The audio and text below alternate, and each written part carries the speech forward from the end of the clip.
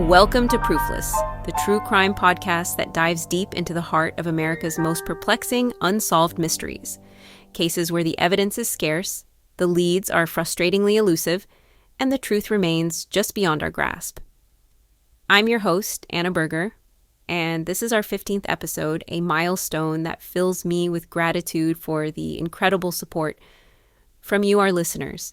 Your emails, your passionate discussions on social media, and your thoughtful engagement on our website fuel our mission to shine a light on stories that demand justice. Your dedication to seeking answers for those lost in mystery inspires us every day, and I can't thank you enough for joining us on this relentless pursuit.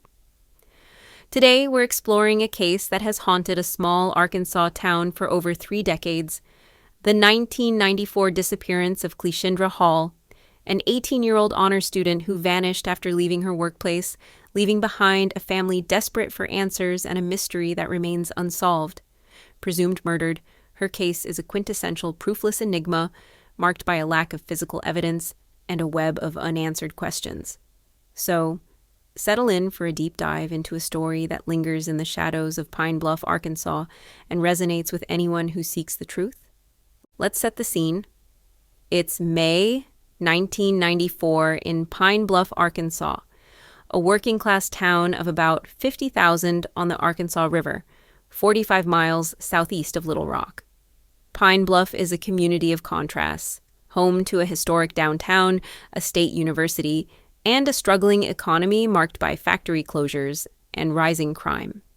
The early 1990s bring challenges with drug-related violence and unemployment, casting a shadow, but the town retains a strong sense of community, especially in its close-knit neighborhoods. Cleashindra Denise Hall, born July 30th, 1975, is an 18-year-old shining star in this landscape. The daughter of Laurel and Larry Hall, Cleashindra is a senior at Pine Bluff High School, an honor student with a 4.0 GPA and a member of the National Honor Society.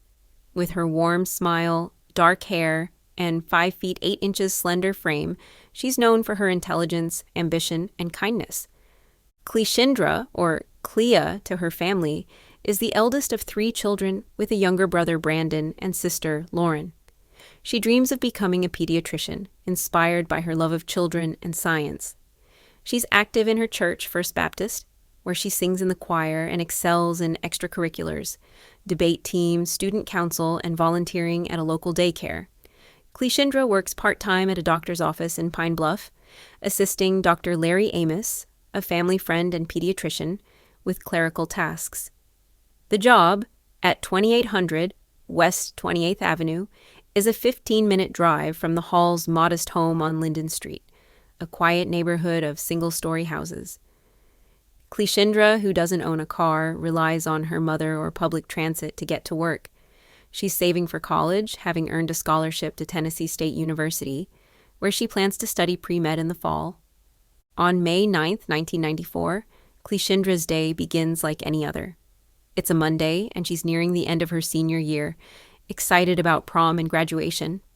She attends school, where teachers praise her final biology project, and heads to Dr. Amos's office around 4 p.m. for her evening shift. She's wearing a white blouse, navy skirt, and flats, carrying a small backpack with her school books and a Walkman. Dr. Amos, who treats Cleashindra like a mentor, later confirms she finished filing patient records around 8 p.m. Laurel is scheduled to pick her up at 8:30 p.m., as usual, but when she arrives, Cleashindra is gone. The office is locked, the parking lot empty, and there's no sign of her daughter.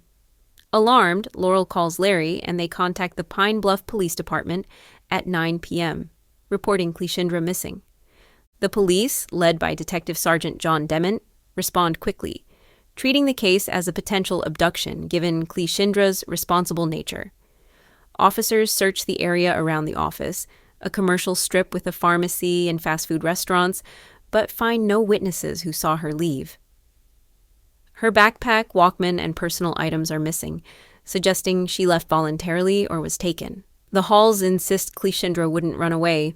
She was excited about college, had no history of trouble, and always called if delayed. The police set up a command post at the office, interviewing Dr. Amos, who says Cleashindra seemed cheerful and mentioned no issues. A security camera at a nearby gas station captures grainy footage of a young woman resembling Cleashindra walking alone at 8:15 p.m., but the image is too blurry to confirm. Her scent is tracked by police dogs to the edge of the parking lot, then lost, suggesting she entered a vehicle. The Pine Bluff community rallies around the halls. Volunteers, including church members and classmates, distribute flyers with Cleashindra's photo, a radiant senior portrait in a red cap and gown, across town. The police, with FBI assistance due to the possibility of an interstate crime, search nearby Altheimer, a rural area 10 miles away, and the Arkansas River, fearing she was dumped. Tips flood the hotline. A sighting of a girl matching Cleashindra's description at a Little Rock bus station, a suspicious car near the office, a man loitering in the area days before. None pan out. The halls offer a $10,000 reward, later raised to $50,000, funded by community donations. The Pine Bluff commercial runs daily updates, and America's Most Wanted airs a segment on June 4th, 1994, broadcasting Cleashindra's story nationwide, generating hundreds of leads. The investigation uncovers a chilling detail. In late April 1994, Cleashindra told Laurel about phone calls she received at home from an unknown man, asking about her job and school. She assumed he was a patient's parent and didn't report it, but the calls, untraceable in 1994, suggest she was targeted. The police explore whether someone stalked her at work or school. Dr. Amos, 45, is questioned extensively. He was the last to see Cleashindra, and his office is the crime scene's epicenter. He cooperates fully, passing a polygraph, and his alibi at home with his wife holds. A coworker, James Harris, a 30-year-old janitor, is also interviewed. He left the office at 7:30 p.m. before Cleashindra and has no criminal record. The police canvass Pine Bluff High, questioning teachers and students, but find no suspects among her peers. Theories emerge, each fraught with ambiguity. The abduction theory suggests Cleashindra was lured from the office, possibly by someone posing as a friend or authority figure. The phone calls point to premeditation, and the lack of struggle in the office suggests she left willingly, unaware of danger. A random predator theory posits an opportunistic attacker, perhaps a transient using nearby Highway 65, a route connecting Pine Bluff to Little Rock. The police investigate local sex offenders, including a man named Ronald Lee, 38, with a history of assault, who was seen near the office a week earlier. Lee's alibi, he was at a bar, checks out, and no evidence links him. Another theory considers a personal connection, someone Cleashindra knew, perhaps from church or her volunteer work. A classmate reports seeing her talk to an older man at a school event, but the description, white 40s tall, is too vague. The absence of physical evidence, no blood, no fingerprints, no body, complicates the case. The gas station footage, re-examined in 1995 with enhanced imaging, remains inconclusive. A blue pickup truck, reported by a neighbor near the office at 8:20 p.m., is never found. The FBI's Behavioral Analysis Unit profiles the abductor as a male, 30 to 50, likely local, with a history of predatory behavior, possibly charming to gain trust. The profile aligns with hundreds of men in Pine Bluff, making it hard to narrow suspects. In 1996, a tip about a shallow grave in Altheimer prompts a search with cadaver dogs, but nothing is found. A 1998 letter sent to the halls, postmarked from Memphis, claims, "Your daughter is gone. Stop looking." It includes a detail about Cleashindra's blouse, white with a lace collar. Not widely publicized, but yields no DNA or prints. The halls become relentless advocates. Laurel, a schoolteacher, and Larry, a mechanic, pour their savings into the search, hiring private investigator Tom Quinn, who focuses on Pine Bluff's criminal underbelly, including drug networks, but finds no connection to Cleashindra. They appear on Unsolved Mysteries in 1995 and Oprah in 1997, pleading for leads. Their website, findcleashindra.org, collects tips and maintains the $50,000 reward, active as of July 2025, per AA Pine Bluff commercial report.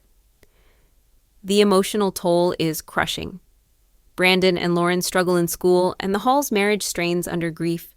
Pine Bluff's sense of safety erodes, parents escort children to school, and the shopping center on West 28th sees fewer teens. The case becomes a true crime staple. Disappeared airs an episode in 2012, and podcasts like The Vanished and Crime Junkie cover Cleashindra's story, drawing thousands of listeners. Reddit's r/unsolved mysteries and web sleuths debate theories.